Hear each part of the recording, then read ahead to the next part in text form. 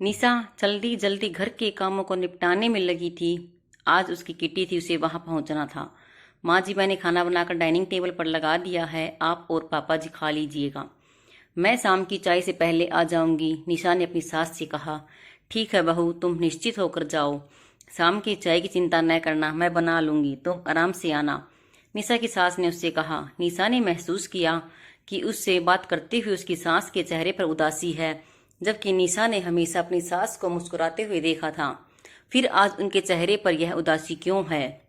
निशा सोच में पड़ गई। माँ जी, आप उदास क्यों हैं? कोई परेशानी है क्या? अगर कुछ हुआ है तो मुझे बताइए, शायद मैं कोई मदद कर सकूं। निशा ने चिंता जाहिर करते हुए पूछा। नहीं बहू, ऐसा कुछ नहीं है, वह रात में ठीक से नींद नहीं आई, इसलिए चेहरा उतरा हुआ है। थोड़ी देर सो लूंगी तो ठीक हो जाऊंगी, निशा की सास ने मुस्कुराने की कोशिश करते हुए कहा। पर निशा को उनकी बात पर विश्वास नहीं हुआ, फिर भी उनसे बात को आगे नहीं बढ़ाया और तैयार होकर किटी पार्टी में चली गई। किटी में सभी सहेलियां अपने पति के प्रेम और विश्वास पर बात करती रही। निशा ने कहा, जब हम किसी से प्रेम करते हैं तो उस पर विश्वास हो ही जाता है, क्योंकि प्रेम और विश्वास एक दूसरे के पूरक हैं। मैं तेरी इस बात से पूरी तरह सहमत नहीं हूँ। कभी प्रेम में अति विश्वास घातक सिद्ध हो सकता है। जब हम प्रेम में अंधविश्वास करने लगते हैं तो हमारे विश्वास को टूटने में देर नहीं लगती, उसकी सहेली मोना ने कहा। वहां बैठी सभी औरतें मोना की बात का समर्थन करने लगी। उन्होंने कहा कि प्रेम करना और अपने अपने प्रेमी पर विश्वास करना ठीक है, पर अंधविश्वास नहीं करना चाहिए। हर व्यक्ति हमारे पति ही क्यों ना हो। मैं तुम लोगों की बातों से सहमत नहीं हूँ। मैं अपने पति से प्रेम भी करती हूँ, विश्वास भी। क्यों? मुझे पता है कि वह भी मुझे प्यार करते हैं, और इस जन्म में तो क्या वह हर जन्म में मुझसे ही प्यार करेंगे। मेरी मांग का सिंदूर और मेरा श्रृंगार इसका प्रतीक है। मैं दूसरी औरतों की तरह नहीं हूँ जिनके पति उनके साथ विश्वासघात करते हैं और अब तब भी उनके नाम का श्रृंगार करके चेहरे पर झूठी मुस्कान लिए फिरती हैं। मैं ऐसा दिखावा कभी नहीं कर सकती। मैं जानती हूँ कि मेरा यह विश्वास कभी नहीं टूटेगा, निशा ने गर्व से मुस्कुराते हुए कहा। किटी पार्टी के बाद जब निशा घर जा रही थी तो उसकी नज़र अपने पति की कार पर पड़ी, जो उसकी बगल से अभी अभी निकली थी। क्रॉसिंग पर उसकी टैक्सी रुकी हुई थी। तब उसने देखा था उसके साथ कोई लड़की भी थी जो उसके पति से सटकर बैठी हुई थी। निशा को अपनी आंखों पर विश्वास नहीं हुआ। उसके मन में एक क्षण के लिए शक का बीज पनप उठा। फिर उसने सोचा, हो सकता है वह उनकी सेक्रेटरी हो और वह लोग ऑफिस मीटिंग के लिए जा रहे हों। उसने अपने दिमाग से उस बात को निकाल दिया और अपनी ही बेवकूफ़ी पर मुस्कुरा उठी। जब वह घर के दरवाजे पर पहुंची तो अंदर से उसकी सांस की आवाज़ सुनाई दी। वह अपने पति से कह रही थी, शायद मेरे संस्कारों में ही कोई कमी रह गई होगी। हमने अपने बेटे को ऐसे संस्कार तो नहीं दिए थे। उसने हमारा सर शर्म से झुका दिया है। जब उसकी करतूत बहू को पता चलेगी तो उसके दिल पर क्या गुजरेगी। उसका तो विश्वास ही टूट जाएगा। वह हम पर बहुत विश्वास करती है। मेरा तो कुछ भी समझ में नहीं आ रहा है कि मैं उसे कैसे बताऊं कि उसके पति ने उससे शादी कर ली है। मोहित ने इस घर के अलावा भी एक दूसरा घर बसा लिया है। अपनी सास की बात सुनकर निशा के पैरों के नीचे से जमीन खिसक गई। उसके सोचने समझने की शक्ति क्षण भर में होने लगी। उसने लड़खड़ाते हुए दरवाजा खोला। उसकी हालत देखकर उसकी सास समझ गई कि निशा ने सब सुन लिया है। बहू, हम तुम्हें बताना चाहते थे पर हिम्मत नहीं जुटा पाए। मुझे माफ कर दो। मुझे अपने बेटे से ऐसी उम्मीद नहीं थी। मैंने कभी उसे ऐसे संस्कार नहीं दिए थे कि वो अपने घर की मान मर्यादा को मिट्टी में मिला दे और अपनी सच्ची जैसी पत्नी के साथ विश्वासघात करे। निशा की सास ने दुखी होकर कहा, माँ जी, यह बात आपको पता था, फिर भी आपने मुझे नहीं बताया, धोखे में रखा। आपने ऐसा क्यों किया? निशा ने रोते हुए पूछा। बहू, मुझे कल ही पता चला है। तब से मैं यही सोच रही थी कि मैं तुम्हें कैसे बताऊं। निशा की सास ने कहा, माँ जी, इसमें सोचने जैसी क्या बात थी? आपको मुझे बता देना चाहिए था। आपने मेरा विश्वास तोड़ा है, जबकि आप मुझसे कहती थी कि आप मुझे अपनी बेटी मानती हैं। पर ऐसा नहीं है। मैं सिर्फ बहू हूँ, बेटी नहीं। आपको सब पहले से पता था कि आपके बेटे ने दूसरी शादी कर ली है। और निशा ने व्यंग से मुस्कुराते हुए कहा, बहू, तुम मुझे दोषी करार नहीं दे सकती। मैंने तुम्हें बहुत पहले संचेत किया था कि मोहित अब हर हफ्ते ऑफिस के काम के सिलसिले में बाहर क्यों जाता है। कहीं किसी लड़की का चक्कर तो नहीं है। पर तुमने मुझसे बहुत गर्व और विश्वास से कहा था, माँ जी, वह मेरे सिवा किसी भी लड़की की ओर आंख उठाकर भी नहीं देखेंगे। उस समय मैंने तुम्हें समझाने की कोशिश की थी, किसी पर अति विश्वास नहीं करना चाहिए, पर तुमने मेरी बात को हंसी में उड़ा दिया था। अपने पति पर विश्वास करना ठीक है, पर उसकी गतिविधियों पर भी नजर रखना चाहिए। अपनी साज श्रृंगार से उसे रिझाना चाहिए। तुमने ऐसा करना छोड़ दिया था तुम यह समझती रही कि शादी के 15 साल बाद अब इसकी क्या जरूरत है, पर शायद तुम यह भूल गई कि पति को हमेशा खुश रखने के लिए समय समय पर अपने प्रेम को जताना पड़ता है, जबकि तुमने ऐसा नहीं किया। इसलिए तुम्हारा पति किसी और के रूप पर मोहित हो गया है। निशा की सास ने गंभीरता से कहा। निशा ने कोई जवाब नहीं दिया। उसे कुछ समझ नहीं आ रहा था कि वो क्या जवाब दे। वो अपने सास की बात सुनकर मन ही मन सोचने लगी, क्या पति पत्नी का रिश्ता सिर्फ शारीरिक आकर्षण में बंधा होता है? पत्नी की सुंदरता जब तक बरकरार है तभी तक वो पति के दिल की मलिका है। जहां उसका सौंदर्य ढलने लगा तो पति का प्यार भी खत्म हो गया। लेकिन सुंदरता सिर्फ पत्नी की नहीं ढलती, पति भी तो उम्र के साथ पहले जैसी जवान नहीं रहती। लेकिन पत्नी को तो पति में कोई कमी नहीं दिखाई देती। वो तो पहले से ज्यादा पति को प्यार करने लगती है। वो पति पर अपना सर्वस्व न्यौछावर कर देने को तत्पर रहती है। अगर पति पत्नी का रिश्ता सिर्फ शारीरिक आकर्षण पर टिका है तो पति के नाम पर किया गया दिखावे का श्रृंगार किस काम का? जब पति ने उसके हिस्से का सिंदूर उसकी मांग से नोचकर किसी और की मांग में सजा दिया तो फिर उस अपमानित सिंदूर को मांग में सजाने का मतलब है ये तो एक पति की मर्यादा और उसके प्यार का अपमान है। जब पति ने पत्नी के स्वाभिमान और आत्मविश्वास को अपनी वासना की आग में जला डाला तो फिर ऐसे झूठे रिश्ते में बंधे रहने का कोई मतलब नहीं है। निशा ये सोच ही रही थी कि उसका फोन बज उठा। फोन उसकी किटी की सहेली का था। निशा ने लंबी सांस लेकर फोन ऑन किया। उधर से आवाज, निशा मुझे तुम्हें कुछ बताना है, लेकिन पहले तुम अपने दिल को मजबूत कर लो। निशा की सहेली ने गंभीर लहजे में कहा। क्या बात है रमा, तुम ऐसा क्यों कह रही हो? निशा ने गंभीर लहजे में पूछा। वो रमा की बात का मतलब समझ गई थी कि लेकिन उसने अनजान बनते हुए पूछा। निशान, मैंने तुम्हारे पति को किसी और औरत के साथ देखा है। वो औरत बहुत ही सुंदर और जवान है। शायद तुम्हारे पति ने उसे शादी कर ली है। तुम्हें तो अपने पति के प्यार पर बहुत ही भरोसा था, पर तुम्हारे पति ने तुम्हारा भरोसा तोड़ दिया है।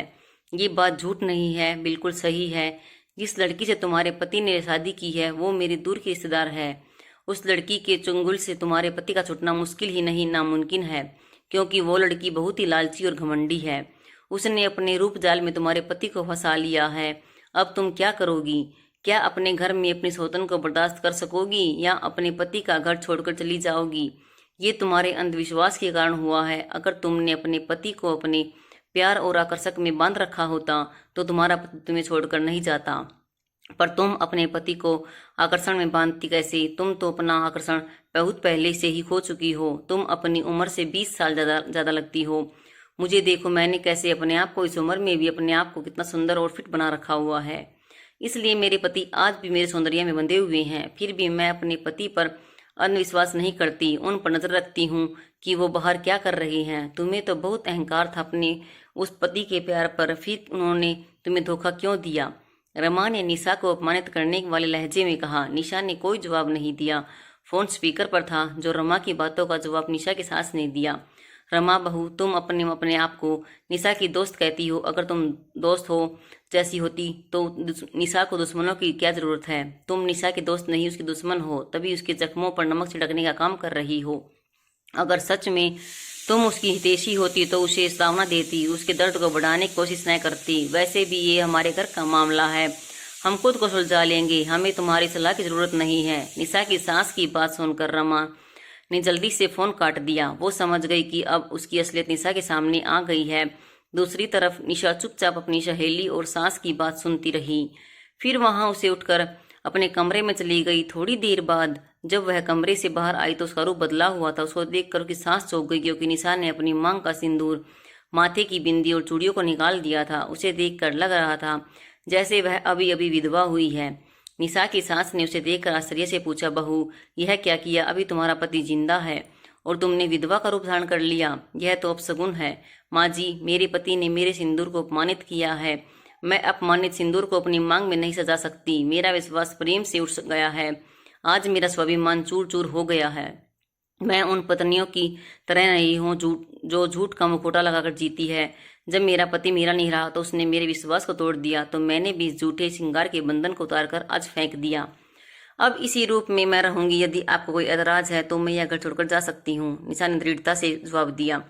तभी उसके ससुर ने कहा, निशा तुम आज से इसी तरह हमारे साथ अपने घर में रहोगी। निशा ने आज पहली बार अपने ससुर के जुबान से अपना नाम सुना। उसने चौंक कर उनकी तरफ देखा। वह निशा के सवालिया निगाहों को समझ गई उन्होंने मुस्कुराते हुए कहा, आज से तुम हमारी बहू नहीं बेटी हो। बेटियों को तो उनके नाम से ही पुकारा जाता है। अपने पति की बात सुनकर निशा की सास के चेहरे पर भी समर्थन के भाव दिखाई दिए। पापा जी कहकर निशा अपने ससुर से लिपट गई। पापा जी नहीं, सिर्फ पापा कहो बेटी, निशा के ससुर ने मुस्कुराते हुए कहा। हाँ, और मुझे मम्मी कहो। आज से तुम हमारी बहू नहीं बेटी हो, निशा की सास ने भी मुस्कुराकर कहा।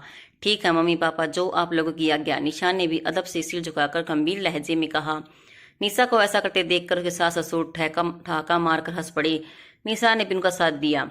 तभी निशा की नजर दरवाजे पर ठहर गई। फिर अचानक उसकी हंसी पर ब्रेक लग गया। उसी समय निशा के ससुर ने भी दरवाजे की ओर देखा तो वहां उनका बेटा मोहित खड़ा हुआ था। अपने बेटे को देखकर निशा के ससुर का चेहरा कठोर हो गया। मोहित जैसे ही घर के अंदर दाखिल हुआ, उसके पापा ने कठोर शब्दों में कहा, मोहित वहीं रुक जाओ, अब तुम इस घर में नहीं रह सकते। ये आप क्या कह रही हैं? ये घर मेरा भी है। मोहित ने चंबित होकर कहा, ये घर तुम्हारा था, अब नहीं है। यह घर मेरा है और यहाँ तुम नहीं रह सकती। मोहित के पापा ने कठोर शब्दों में जवाब दिया, तुम्हारे पापा ठीक कह रहे हैं। तुमने हमारे संस्कारों को गाली दी है। मैंने तुम्हें ऐसे संस्कार नहीं दिए थे। हमारे ही संस्कारों में कोई कमी रह गई होगी जो तुमने इतना बड़ा गुनाह किया। एक पत्नी के रहते हुए तुमने दूसरी शादी कर ली। तुमने एक बार भी निशा के बारे में नहीं सोचा, उसका क्या होगा, उसके दिल पर क्या बीतेगी। तुमने हमारे बारे में नहीं सोचा तो हम तुम्हारे बारे में क्यों सोचे। अब इस घर के दरवाजे तुम्हारे लिए हमेशा हमेशा के लिए बंद हो गए हैं। ये घर अब निशा का है और निशा जिसे चाहेगी वो वहीं यहाँ रह सकता है। और जहाँ तक मैं निशा को जानता हूँ वो तो कभी नहीं चाहेगी कि वो व्यक्ति यहाँ रहे जिसने उसके ऊपर प्यार और सिंदूर का अपमानित किया है। मोहित की मम्मी ने भी गंभीर लहजे में अपना फैसला सुना दिया। अपने मम्मी पापा की बात सुनकर मोहित ने एक नज़र निशा पर डाली। निशा की आंखों में अपने लिए नफरत देखकर मोहित समझ गया कि अब वो अपने परिवार को हमेशा के लिए खो चुका है।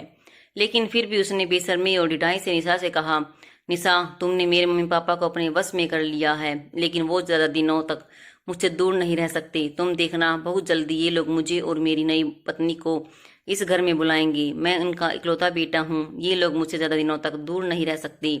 तुम देखना, मेरा बेटा भी तुम्हें छोड़कर मेरे पास आएगा। तुम जानती हो क्योंकि मेरे पास पैसा है। तुम तो कुछ करती भी नहीं हो। मेरे बेटे की ज़रूरतें कहाँ से पूरी करोगी। इस समय तो मैं यहाँ से जा रहा हूँ। बहुत जल्दी अपने बेटे को लेने आऊँगा। तब मेरा बेटा मेरे साथ जाएगा और तुम देखती रह जाओगी। निशा ने अपनी पति की बातों पर कोई जवाब नहीं दिया। निशा को चुप देखकर मोहित के चेहरे पर एक गर्वीली मुस्कान फैल गई, जैसे वो कह रहा हो, तुम कुछ नहीं कर पाओगी। मोहित ने एक व्यंग्यात्मक नजर निशा पर डाली और वहां से जाने लगा। तभी निशा की गंभीर आवाज सुनकर वो रुक गया। निशा उससे कह रही थी, मिस्टर मोहित शुक्ला, मेरी भी बात सुनते जाओ। तुम आज के बाद मेरे बेटे से मिलने की कोशिश न करना, वरना मैं तुम्हें कहीं का नहीं रखूंगी। अगर तुम चाहते हो कि तुम अपनी नई पत्नी के साथ खुश रहो तो आज से समझ लेना कि तुम्हारा कोई बेटा नहीं है। अगर तुमने उसके नज़दीक भी जाने की कोशिश की तो मैं तुम्हारा और तुम्हारी इस नई पत्नी का वो हल करूंगी कि तुम इस समाज में मुंह दिखाने के काबिल नहीं रहोगी। तुम मुझे मेरी बेटे से मिलने नहीं रोक सकती। मोहित ने गुस्से में कहा, आप किस बेटे की बात कर रही हैं मिस्टर मोहित शुक्ला। तभी वहां एक गंभीर आवाज सुनाई दी। मोहित ने पीछे से मुड़कर देखा तो वहां उसका बेटा आर्यन खड़ा था। उसके चेहरे पर मोहित की नफरत के भाव थे। अपने बेटे की आंखों में अपने लिए घृणा देखकर मोहित कांप गया, क्योंकि उसकी योजना पर पानी फिर गया था। मिस्टर मोहित शुक्ला, मैं आपका नहीं अपनी माँ का बेटा हूँ। मैं आपको अपना पिता मानता ही नहीं, इसलिए आज के बाद आप मुझसे मिलने की कोशिश न कीजिएगा। जो व्यक्ति वासना का पुजारी होता है वो न तो किसी का बेटा होता है, न ही पति और न ही पिता। इसलिए आप यहाँ से जा सकते हैं। आपकी सुंदर पत्नी आपका इंतजार कर रही होगी। आर्यन ने नफरत से मोहित को देखते हुए कहा। मोहित अपने बेटे की इतनी कड़वी बातें सुनकर शर्म से पानी पानी हो गया। उसने आशा भरी निगाहों से अपने माता पिता की ओर देखा। उनके चेहरे पर कठोरता दिखाई दी। मोहित ने ऐसा नजर से सब पर डाली और एक हारे हुए जुआरी की तरह थके कदमों से घर से बाहर निकल गया। निशा अपने बेटे से लिपटकर फूट फूट कर रो पड़ी। ये आंसू दुख के नहीं, खुशी के थे। आज उसके बेटे ने अपनी माँ के स्वाभिमान की रक्षा के लिए जो किए थे। धन्यवाद।